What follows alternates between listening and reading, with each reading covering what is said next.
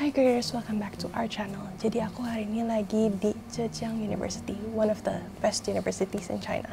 Dan hari ini kebetulan aku ketemu salah satu murid kami. Boleh perkenalan diri? Oke. Nama saya Edward. Saya jurusan arsitektur di Zhejiang University. Sekarang lagi tahun keempat di Zhejiang University. Wah, menarik ya. Jadi yang semua orang tahu kayak Zhejiang University itu super susah. Coba boleh jelasin nggak sih kayak pengalamanmu 4 tahun tuh di Zhejiang University di jurusan arsitektur tuh gimana sih? Nah, jadi kan gini, awalnya kan tahun 2020, itu pertama kali masuk Zhejiang University kan.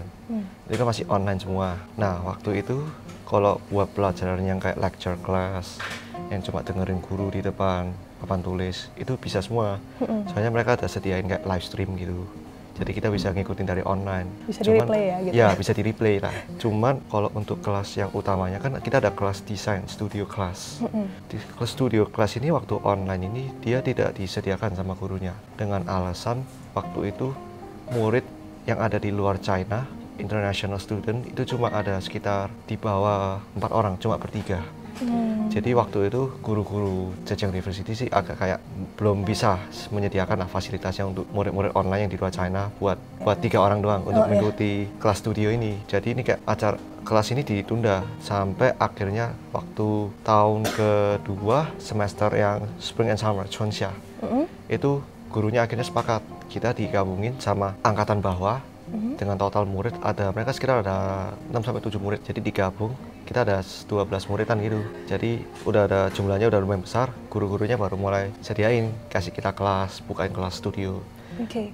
Tapi benar ya, aku kan bukan murid arsitektur nih. Ya. Kelas studio itu apa sih sebenarnya? Jadi kelas studio itu kelas di mana murid-murid arsitek itu mengerjakan project. Jadi biasanya kalau di kelas studio itu mereka ada KIT. KIT itu kayak open topic. Habis open topic kita dikasih kayak tempatnya gimana, ada requirements yaochunya gimana. Nanti dari situ kita disuruh membuat analisa. Jadi waktu kita kelas desain studio ini kita bukan diajarin untuk mengerjakan project doang, kita diajarin cara mikir dari awal sampai akhir, memikirin sebuah konsep gimana juga gitu, terutama dari analisa. Nah, tiap cara analisa ini beda-beda juga, jadi ada guru yang saranin analisa dari sisi aspek ini, aspek itu. Jadi kalau udah analisa, nanti kita bisa tentuin kita mau buat gedung ini konsepnya gimana. Dari konsep itu kita nanti bisa desain bangunannya gitu. Berarti dari yang kamu ngomong ini berarti kamu banyak dong kayak komunikasi sama guru itu? Oh ya, pasti. Jadi uniknya jurusan arsitektur ini kita dibanding jurusan-jurusan lainnya. Kok jurusan-jurusan lain kan mereka lecture class.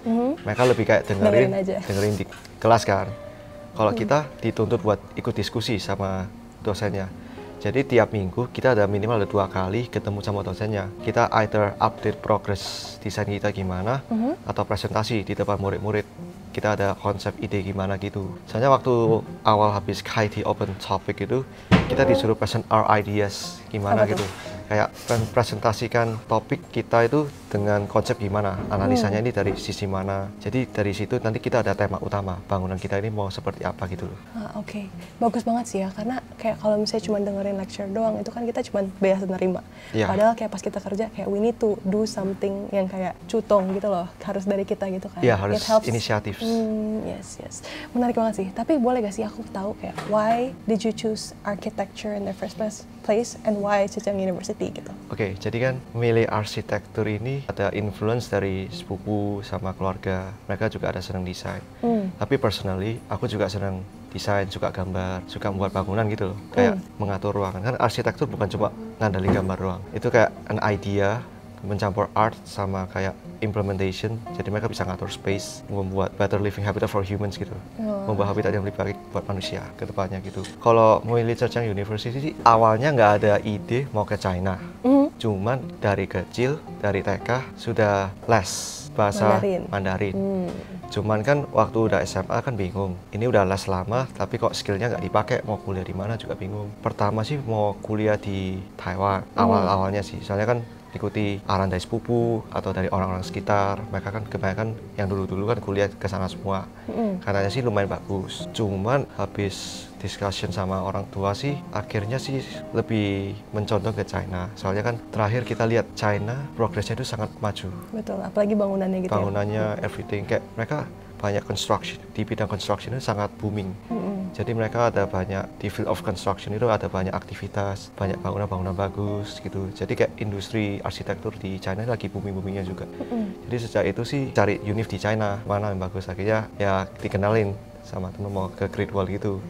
Akhirnya cari info juga, discussion, ya akhirnya ada settle ke beberapa univ, salah satunya Zhejiang University gitu. Terus dapat Oke. Dari yang aku dengar dari luar, karena aku pun bukan murid Zhejiang University. Ya. Zhejiang kan susah banget gitu, in every kayak Fangmian tapi ya, every aspect gitu kan kayak susah. How did you survive? Sebenarnya gini, waktu pertama kali masuk Zhejiang University, untungnya saya ada kakak kelas dari satu SMA yang sama. Kamu SMA mana sih by the way, sorry? Dari SMA Gloria 2 di Surabaya. Oke. Di Surabaya. Waktu itu sempat kontak sebelum masuk semester. Dan saya ini ada diberikan beberapa tips and tricks how to survive in Jeta gitu. Apa tuh tips and tricks? Kayak misalnya kan kita ada kelas calculus, Weijian atau linear algebra, which is Shenxing Taisu. Saya diberi saran untuk jangan ngambil kelas yang lokal sih. Disaranin ngambil yang kelas internasional. Soalnya kan kita standar matematika kita sama di China kan beda jauh.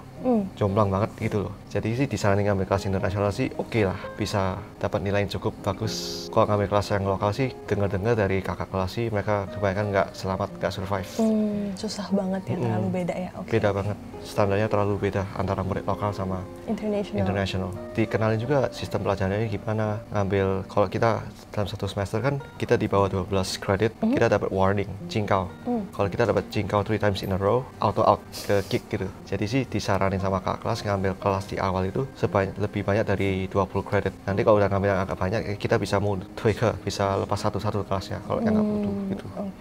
Ya aku ngeliat kamu sih apa ya, dari kemarin kan kita sempat makan bareng dan kayak ngobrol bareng, kamu lumayan enjoy ya, maksudnya kayak walaupun berat tapi enjoy gitu, ya nggak sih? Arsitektur itu kalau you passion kalau tentang desain itu enjoy sih, walaupun dalam sisi workload kayak kita misal kerjain market gini, itu kan nggak tidur, tugasnya banyak, kita buat gambar satu-satu, projectnya banyak, kita harus presentasi. Tapi kalau udah jadi desain kita ini kan puas gitu ya? Puas gitu loh, ada you nimbangi gitu. Soalnya kan itu apa yang kita bayangin dari awal, discuss sama guru-guru. Kalau udah jadi sebuah project yang kita inginkan kan ada rasa puasnya juga gitu loh. Ya karena passionate ya, balik lagi ke passion. Project yang paling memorable buat kamu apa sih? Tiap semester kita ada pelajaran studio. Tiap pelajaran studio itu minimal ada 2 project. Bahkan satu semester bisa 3 project. Project besar gitu? Project besar. Jadi kayak ini ada salah satu project. Lihat dong. Kayak gini. Ini walaupun agak berantakan ya, soalnya kan agak last minute buatnya. Nggak apa-apa. Ini kayak kita suruh desain community center. Gurunya ini milih tapak lokasi di Hangzhou. Beneran ada lokasinya. Terus? Jadi pertama kali kita sebelum desain kayak gini, kita datang ke tanah itu, ada di Hangzhou. Kita harus naik taksi ke sana, jadi kita analisa tempatnya, gimana kontur. Bagusnya gimana gitu ya. Habis analisa kita discussion terus sama dosennya mau buat gimana. Awalnya kita buat community center di pinggir sungai gini. Habis itu nanti ke belakangnya kita buat kayak komplek perumahan gitu.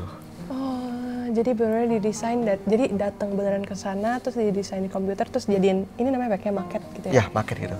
Market. Okay. Kamu ngerjain ini berapa lama ya? Kalau all-nighter nggak tidur sih 4-5 hari lah. 4-5 hari? Soalnya kan kita nggak cuma membuat market doang.